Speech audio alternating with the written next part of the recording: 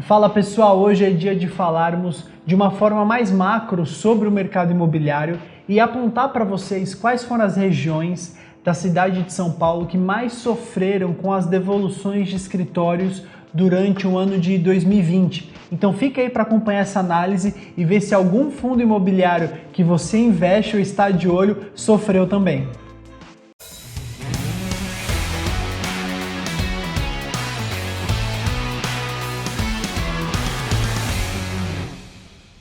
Fala pessoal, tudo bem? Sejam bem-vindos a mais um vídeo aqui no canal da Buildings no YouTube.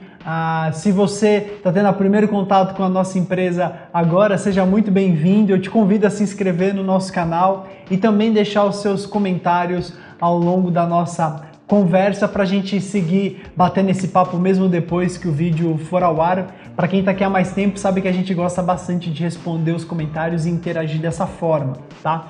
E bom, o assunto de hoje eu queria trazer para vocês uma análise que nós fizemos, levando em consideração o cenário do mercado de escritórios em 2020, na cidade de São Paulo, que de fato foi um ano bem desafiador. A gente percebe que muitas das regiões sofreram por conta das devoluções de escritórios, umas mais e outras menos, e é isso que eu quero trazer um pouquinho de números para essa percepção, para que você também, investidor, leve em consideração isso na hora de fazer os seus aportes em fundos imobiliários. Então, um outro ponto importante, antes da gente entrar propriamente no tema, e não querendo aqui postergar, mas é compartilhando com vocês também um pouco da experiência, enfim, algo que a gente tem falado ao longo do tempo, que é muito importante que vocês entendam fundo imobiliário de fato como o mercado imobiliário. A gente vai trazer algumas análises para o futuro que a gente está preparando, que mostram que o comportamento de vacância, por exemplo, em fundos imobiliários, ele é muito semelhante ao comportamento de vacância no mercado em geral.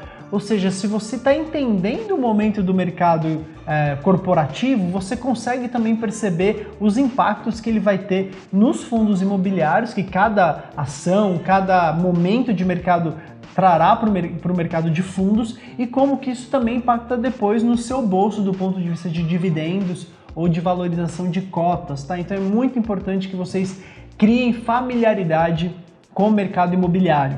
E sobre o nosso tema de hoje, eu vou fazer basicamente uma análise de absorção líquida para 2020, comparando o primeiro trimestre com o quarto trimestre. E se você não sabe o que é absorção líquida, eu vou explicar aqui rapidamente, mas a gente vai deixar no card também um vídeo que a gente gravou sobre esses conceitos básicos de mercado imobiliário que vocês precisam saber também para acompanhar o mercado e conseguir fazer as suas próprias análises, tá? Mas o que mede a absorção líquida? Ela mede a quantidade de metros quadrados ocupados em um mercado, nesse caso, nessa nossa análise, em uma região, versus a quantidade de metros quadrados ocupados ao final dessa nossa análise, para ver se o mercado cresceu em metros quadrados ocupados ou se ele diminuiu em metros quadrados ocupados. Por que essa análise ela é melhor do que a gente olhar puramente taxa de vacância? Porque vocês vão ver aqui em alguma região, que eu ainda não quero dar spoiler, que a taxa de vacância aumentou, mas a quantidade de metros quadrados ocupados também aumentou. E aí você faz, bom, mas se tem mais metros quadrados ocupados, como que a taxa de vacância subiu? Subiu por conta das novas entregas, dos novos empreendimentos. Então, olhar exclusivamente taxa de vacância, você pode ter a impressão errada de que a taxa de vacância nessa região está subindo, então quer dizer que as empresas estão indo embora. Não, eventualmente você tem mais empresas ocupando aqueles metros quadrados, só que você teve um volume de novos empreendimentos que fez com que a taxa de vacância subisse. Por isso que para essa nossa análise, a gente não vai falar de taxa de vacância. A gente está falando exclusivamente sobre a absorção líquida que mede metros quadrados ocupados versus metros quadrados ocupados, tá legal? Então aqui, bom, acho que eu já falei muito, indo direto para o ponto, eu vou falar da região que menos sofreu para a região que mais sofreu e eu vou dividir em dois tempos aqui, tá? O primeiro tempo eu vou falar sobre todos os edifícios corporativos, classe A, B e C, para trazer uma visão mais geral do comportamento daquela região. E depois eu vou falar exclusivamente dos edifícios de perfil classe A para ver se existe algum comportamento diferente, tá legal? Então a primeira região que a gente vai trazer nessa nossa análise, que foi a região que menos sofreu durante o ano de 2020, é a região da Nova Faria Lima. Então nós vamos comparar o estoque ocupado no primeiro TRI com o quarto trimestre de 20. Então no primeiro TRI, o estoque era de 1.257.000 metros quadrados ocupados e ela terminou o ano no final de dezembro com estoque de 1.273.000 metros quadrados, dando uma absorção líquida de 15.896, sendo exato, sem arredondar, a gente vai jogar os números finos aqui na tela para vocês acompanharem. Então, se a gente for olhar comparando a performance basicamente no segundo, terceiro e quarto trimestre de 2020, que foi basicamente o período de pandemia, a região da Nova Faria Lima não perdeu metros quadrados ocupados, muito pelo contrário, ela ganhou mais metros quadrados ocupados, que mostra a resiliência dessa região frente a essas crises e crises passadas quando a gente olha o histórico também, tá? Então ela fica aí no ranking de primeiro lugar das que menos sofreram. Em segundo lugar, a gente tem a região da Chucre e Zaidan, que quando a gente olha esse estoque A, B e C, né, comparando do primeiro com o quarto TRI, teve uma evolução de 711.794 metros quadrados e no quarto trimestre caiu para 697.756, ou seja, uma absorção líquida de menos 14.038 metros quadrados, ou seja, a região da Chucre e Zaidan, olhando todas as classes, ela perdeu 14.038 metros quadrados ocupados.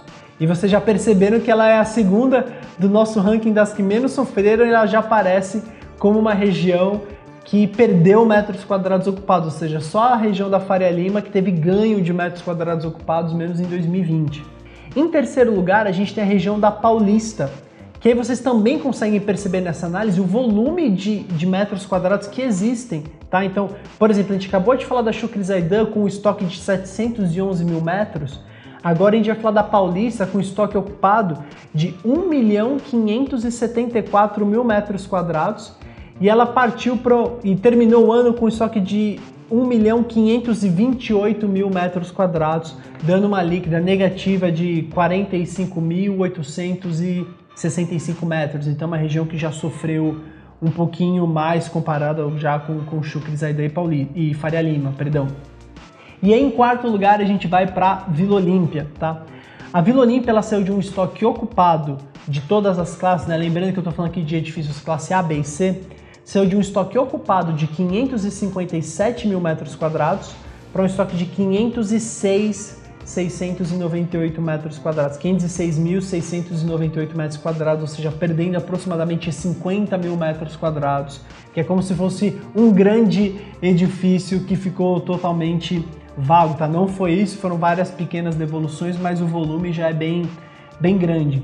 E por fim, a gente só vai trazer aqui 5 regiões nessa nossa análise, porque são as que possuem mais metros quadrados existentes, o maior estoque total. E por fim, tem a região da Berrini, que foi, quando a gente olha todas as classes, a região que mais sofreu, partindo de um estoque ocupado de 411.000 metros, 242, para 330.754, tendo uma líquida negativa registrada de 80.488.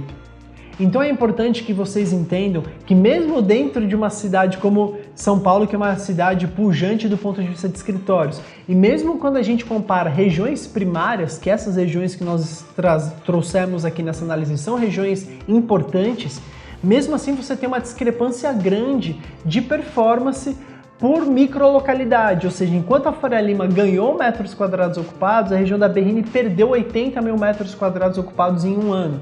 Então é importante que vocês levem isso em consideração na hora de fazer as suas escolhas para investir também em fundo imobiliário. Pô, em qual região eu estou escolhendo, em qual região esse fundo imobiliário que eu vou investir tem ativos, né? Então essas análises sempre são muito importantes. E é importante que vocês notem também, quando a gente trouxe esses dados que mostra a quantidade de metros quadrados ocupados, é que vocês percebam que algumas regiões que tiveram nominalmente uma devolução de metros quadrados até grande, mas era importante comparar isso também com o tamanho de mercado. Então, por exemplo, quando a gente fala dos edifícios A, B e C, a região da Paulista apareceu em terceiro lugar como a que mais teve devoluções de 45.000 metros quadrados a menos, né, em metros quadrados ocupados, comparando o começo com o final do ano, só que é uma região que tem 1,5 milhão de metros quadrados ocupados. Então é importante também vocês analisem o volume de devoluções versus o tamanho da região para entender qual que é aquele percentual de impacto que a região sofreu. E aí, partindo para o segundo tempo da nossa análise, eu quero trazer essa mesma comparativa, mas focando apenas em edifícios de alto padrão, tá? Onde também grande parte dos fundos imobiliários tem exposição. Aí a gente vai ter algumas mudanças aqui. E nesse segundo tempo da análise também eu trarei alguns exemplos de prédios para ajudar a pontuar essas devoluções, tá? Bom, então, em primeiro lugar, quando a gente olha apenas os edifícios classe A das regiões que menos sofreram, novamente a gente tem a região da Faria Lima como a região que menos sofreu para o mercado classe A, a gente vai colocar os números aqui para não ficar repetindo, então fica mais fácil, eu só vou trazer o número da líquida, tá? Que é a diferença, a variação do primeiro tri para o quarto tri. Então a nova Faria Lima teve uma líquida positiva para edifícios classe A, de aproximadamente 6.300 metros, o número redondo tá aparecendo aqui na tela. Então, quando a gente olha essa região, você pode ver que mesmo para edifícios de alto padrão, ela continua com esse comportamento bem ativo de ter novas locações, e eu separei aqui a maior devolução do ano de 2020, que já se concretizou, é importante dizer isso, que foi a saída da XP Investimentos de 2.700 metros no Faria Lima Square, tá? Vocês podem até pensar, pô, mas tiveram outras empresas eventualmente maiores que devolveram, só que eventualmente no mesmo ano outras empresas já absorveram, então a líquida negativa basicamente não se concretizou em alguns edifícios. Então a maior devolução que a gente teve foi de 2.700 metros da XP saindo no Faria Lima Square. Existem outras empresas, que é até importante dizer como solução, que nós temos visto que tem optado pelo modo de sublocação ao invés de devolver os seus espaços. Por quê? Porque provavelmente estão com contratos muito amarrados e com penalidades grandes para devolução. Então a gente vê até algumas empresas, por exemplo, no São Paulo Corporate Towers, que naturalmente devolveriam andares, só que estão optando por deixar esses espaços disponíveis para sublocação. Ou seja, eles vão ter que pagar aquele aluguel de qualquer jeito, se eles tiverem que devolver ou não. Então talvez a sublocação seja uma saída do ponto de vista financeira muito melhor do que pagar multa e devolver o espaço ou ficar com o espaço subutilizado, tá? E aí, em segundo lugar das regiões que mais sofreram, a gente tem novamente a Chucre Zaidan com uma líquida negativa de 8.590 metros, tá? E aqui o grande destaque, se é que a gente pode colocar assim, do ponto de vista de devoluções, foi a Torre do Rocha Verá, a Torre C, tá? Que tiveram de fato algumas devoluções de empresas grandes. A gente pode citar a Nextel, que foi um case importante que saiu de lá com uma metragem quadrada bem grande, por volta aqui de 14 mil metros. O Rocha Verá teve esse pênalti ao longo de 2020, então é uma devolução importante no empreendimento que desde que ele foi entregue nunca teve acostumado a ter altas taxas de vacância, ele sempre teve uma média de uma taxa de ocupação muito alta. Então agora vamos ver como que o pessoal do Rocha Verá trabalha essa disponibilidade. E reforçando que essa não é a torre do Rocha Verá que acabou de ser vendida para o fundo imobiliário, tá? As torres que foram vendidas são as torres A e B do complexo, tá legal? Ele tem a torre C, que é essa que a gente está citando, e a torre D, que é atualmente ocupada pela Dow Química, que está dentro do fundo imobiliário da Autônome de Escritórios, tá?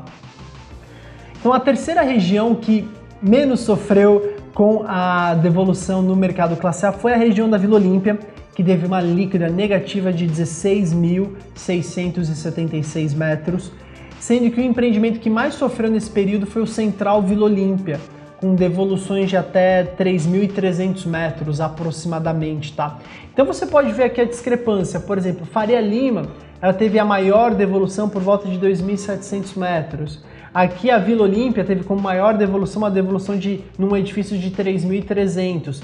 Já o Rocha Verá Torre C sofreu com uma devolução de 14 mil metros. Então a gente pode ver que até por esse indicativo mostra que eventualmente a região pode sofrer, mas não sofre tanto, as devoluções são menores e mais concentradas do que uma grande devolução diária, tá? A quarta região que também mais sofreu quando a gente olha para o mercado classe A, ou que menos sofreu A gente está falando da região da Paulista, tá? A Paulista ela perdeu 26.049 metros quadrados em edifícios classe A, sendo que o principal empreendimento que teve devolução foi o Paulista Star, de 13.500 metros que foram vagos pela Aon, tá? E aí é importante trazer uma informação para vocês. O Paulista Star, essa devolução ela não teve influência da pandemia, já que ela era uma devolução anunciada desde dezembro de 2019. A Aon já tinha dito que faria essa movimentação, eles mudaram para um outro edifício e que deixariam o Paulista Star vago, tanto que o próprio Credit Suisse, proprietário, né, o fundo que é detentor do Paulista Star é o HGRE11, eles já se programaram para fazer um retrofit dessas áreas, que é o que está acontecendo agora, tá? Então, apesar dessa devolução ter acontecido durante esse período de pandemia, não foi fruto da pandemia, já era uma devolução prevista.